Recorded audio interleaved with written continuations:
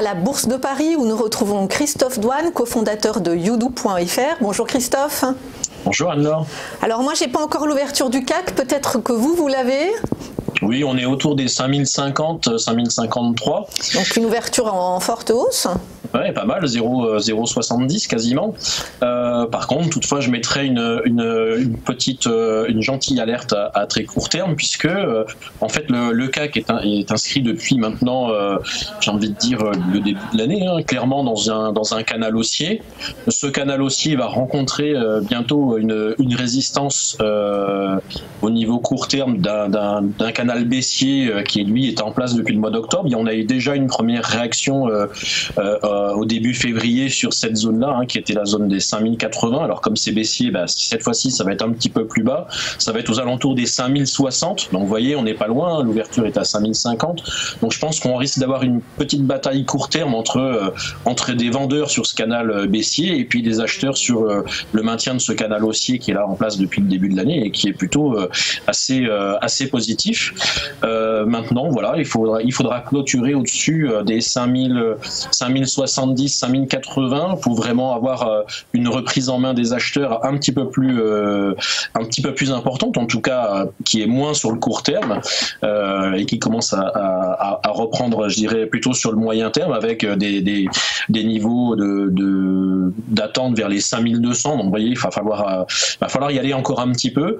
On pourrait éventuellement, sinon du côté d'une baisse court terme, d'une consolidation dans la journée, de revenir pourquoi pas vers les 5000 points où ça gênerait pas du tout la performance du CAC. Et puis je mettrai une dernière attention sur les volumes qui accompagnent les hausses. Tous les volumes qui accompagnent les baisses sont assez importants, ce qui n'est pas le cas des hausses. Donc attention, et surtout à l'approche de cette résistance des 5060. Et alors, on l'a vu hier, d'un point de vue plus fondamental, la hausse de l'indice parisien hier reposait uniquement sur les espoirs d'accords commerciaux entre la Chine et les États-Unis. Ça veut dire qu'on repart sur des analyses qui sont plutôt liées, en tout cas sur une hausse qui est plutôt liée à ces événements géopolitiques plutôt qu'à la croissance des résultats des entreprises.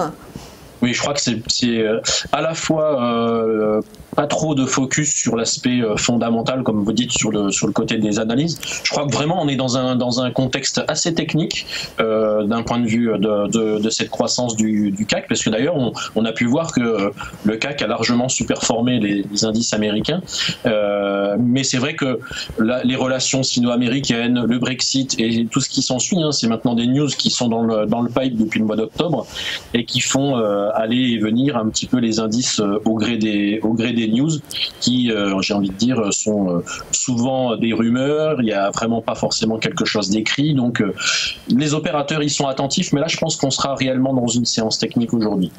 Est-ce que du côté des statistiques, dernière question, est-ce que du côté des statistiques aujourd'hui on attend des chiffres importants? Il y a le rapport mensuel de l'OPEP, il y a un discours de Jérôme Powell ce soir. Je ne sais pas si au niveau des chiffres il y a des choses importantes aujourd'hui, Christophe. Alors au niveau des stats, il n'y a pas grand chose, j'ai envie de dire, sous les tropiques aujourd'hui au mardi. Par contre, il y en aura un peu plus mercredi et jeudi avec le CPI, avec des choses comme ça, le retail américain. Oui, c'est mercredi ou jeudi. En fait, mercredi et jeudi sont plutôt des journées stats importantes à venir. Merci beaucoup Christophe Douane. Je le rappelle, vous êtes le cofondateur de youdou.fr.